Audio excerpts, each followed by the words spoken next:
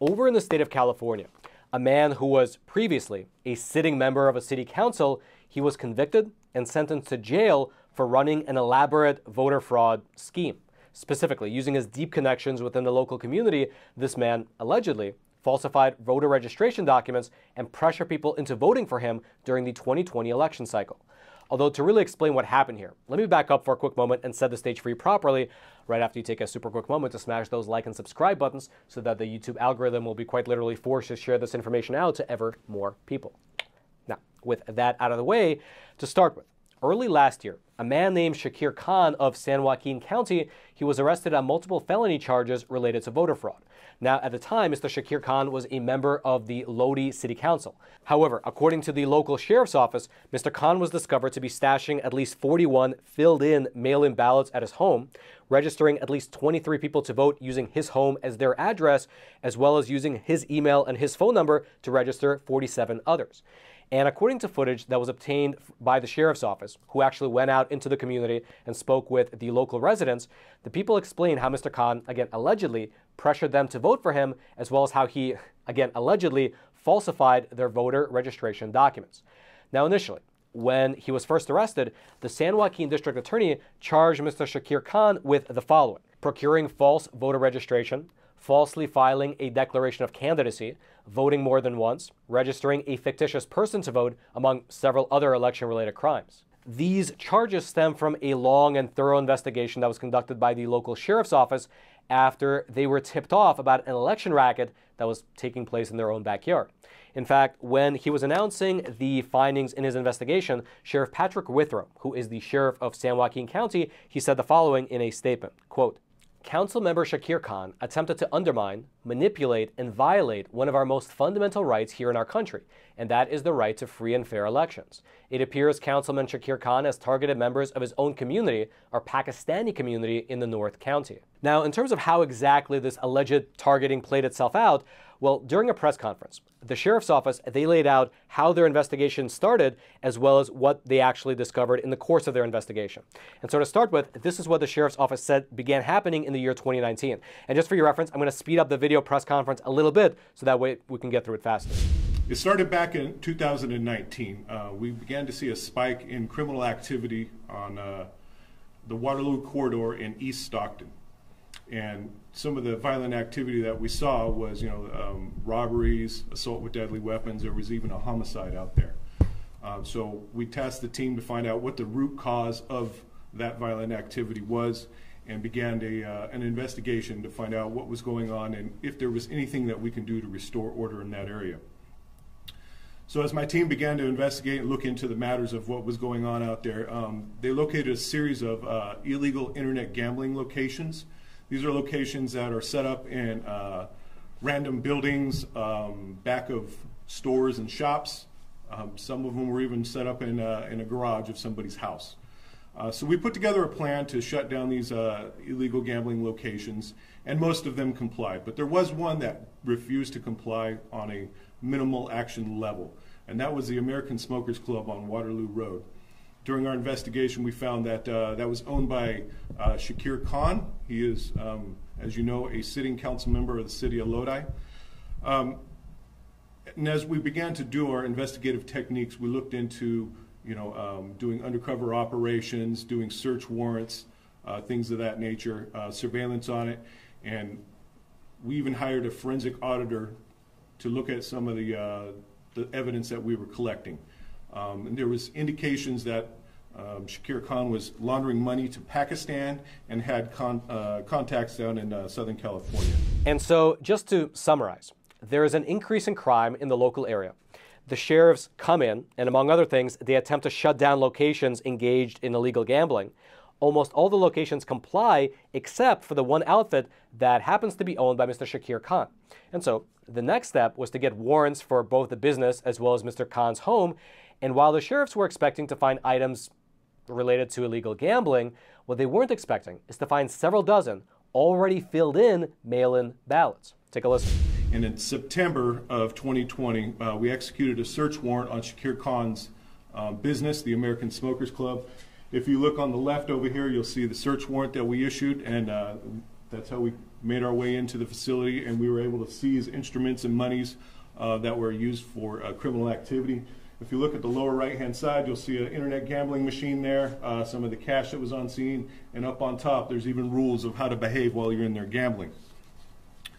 So after we saw that, we thought, okay, wait, does he have other stuff elsewhere? And so that's when we decided, you know what we're going to do? We're going to conduct a search on his residence. Does he have equipment over there, things of that nature? So we authored a search warrant and executed a search warrant on his home in Lodi. It's a modest 3-bedroom, 2-bath, 1,500 square foot home, and we learned that it was he that lived there, his wife, his elderly father, and 2 juvenile children. Did he have a father-in-law or mother-in-law? Do you recall? That was father and mother. Okay. So as we were going through it, we've located a box, and in the box we found something that was highly unusual. We found sealed and completed ballots, 41 ballots in this particular box. And we thought to ourselves, that is weird. You know, it doesn't seem right to us, but we're not election people, okay? We do other types of crimes and things of that nature. But when we saw this, we thought something's off here, but we didn't know if we had a crime at this particular point because there was a recent change in election law, and people could turn in ballots on behalf of another. There were drop boxes, there's multi-day voting, things of that nature. So we thought, you know what, let's just photograph them, leave them in place, let the election proceed unimpeded. And so, as you just heard in that presentation, because this was taking place in California, the sheriff's office wasn't exactly sure whether finding 41 filled-in mail-in ballots in someone's home constituted an actual crime. That is, you can say, the beauty of California's election laws. Regardless, though, the sheriff's office did wind up indicting Mr. Khan for other charges back in the year 2021, not for election-related matters, but rather for the matter related to the alleged illegal gambling operation. However, their investigation into the local voter rolls and the local election integrity issues did not stop. In fact, here's how the sheriff continued during that very same press conference. Now remember, this is back in 2021. And during 2021, people were complaining around the nation, like the sheriff had said, about their concern with the way the 2020 election had been run and the shortcomings therein. And our county was no different, and we were aware of it, but we didn't have any proof or anything like that. We had some anomalies here that just seemed weird, but we didn't know if it was illegal because of the change in the voting law. So as the 2022 midterm election began to spin up, some concerned citizens continued to reach out. They would attend our local board meetings and voice their concerns and ask for a change back to the way things, quote unquote, used to be with one-day voting, in-person voting, no drop boxes, things of that nature. So they were very vocal at these board of supervisors meetings, and as we attend those, we listen to what they had to say. Ultimately, a citizen contacted us and said, hey, I've gone through the voter rolls because I was looking into some of the stuff going on with my grandma, and as I was going through the voter rolls, I noticed some anomalies and some weird things, and I'd like to have a meeting. So ultimately, we did take that meeting.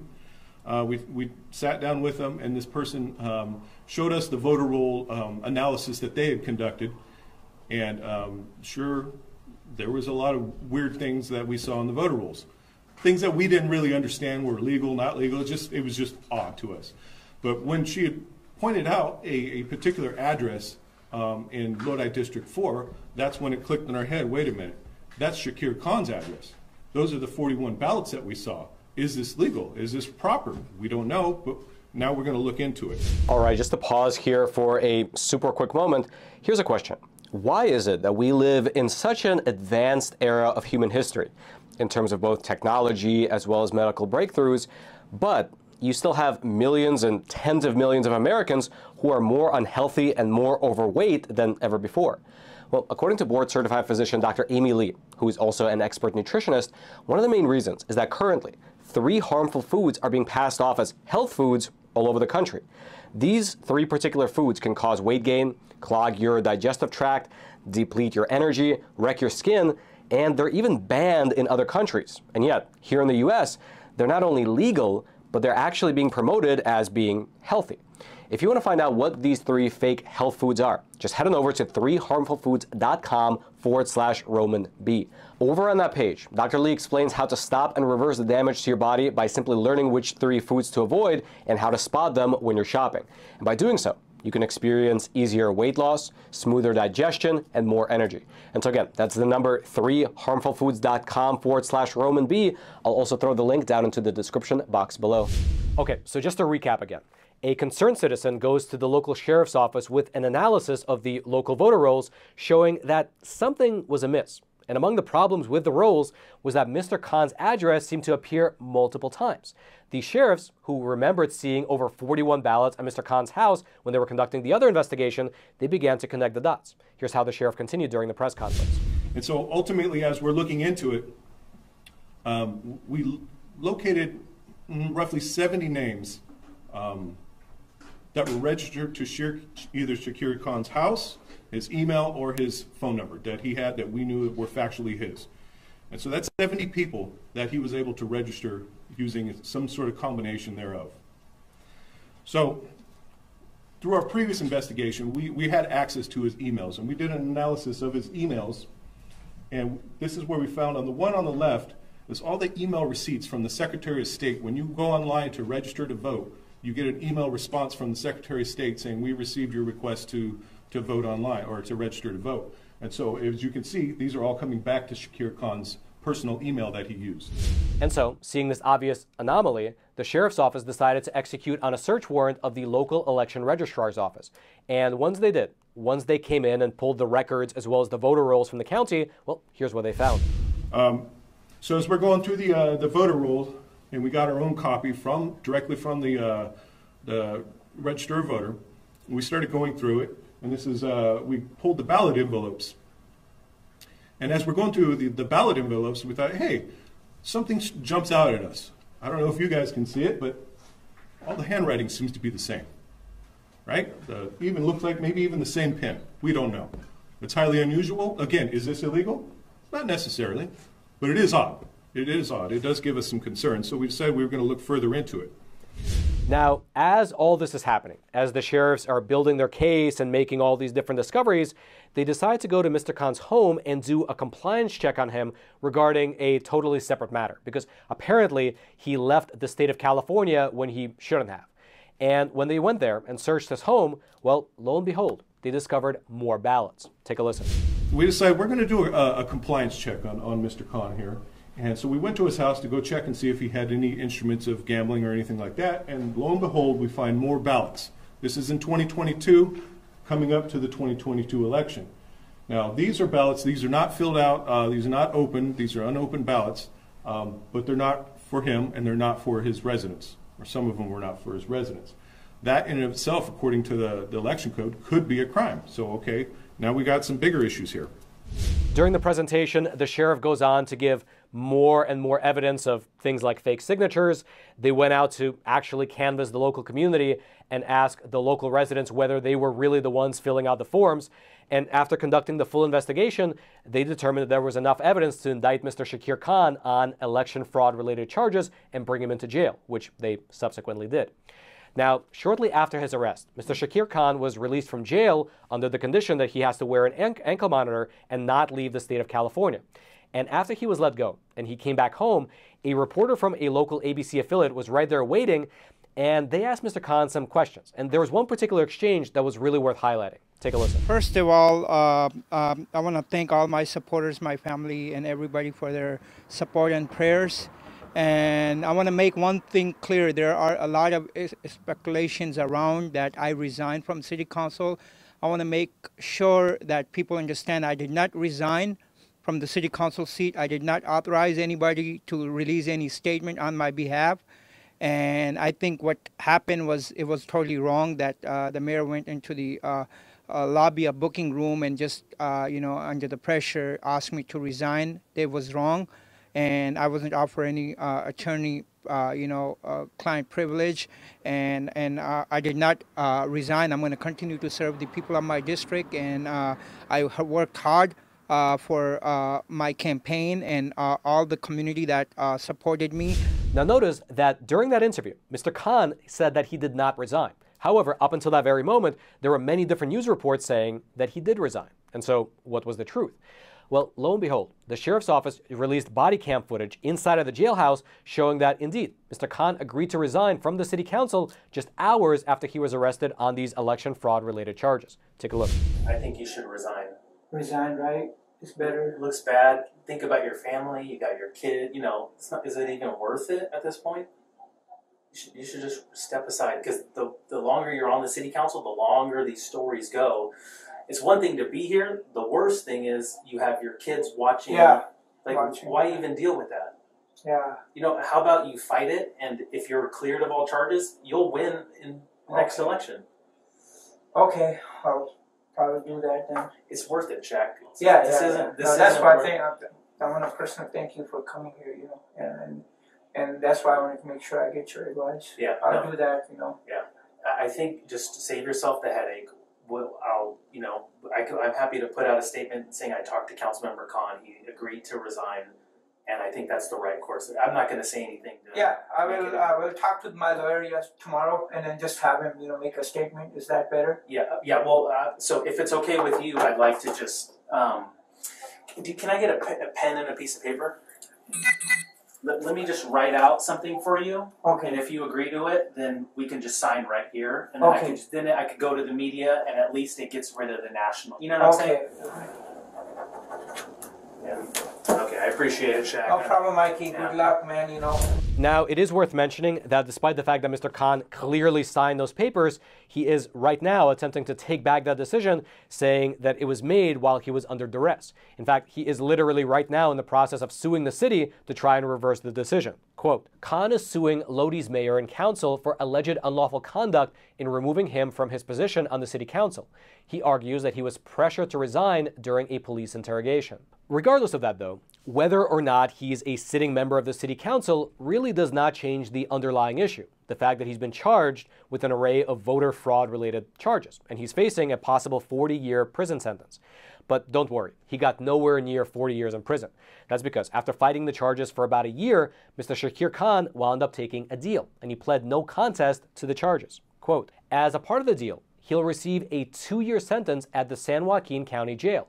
With standard procedures and credit for time served, Khan could be released after closer to 1 year. And just for your general reference, a plea of no contest means that he won't contest the charges against him, but at the same time, he doesn't accept the prosecutor's version of the facts.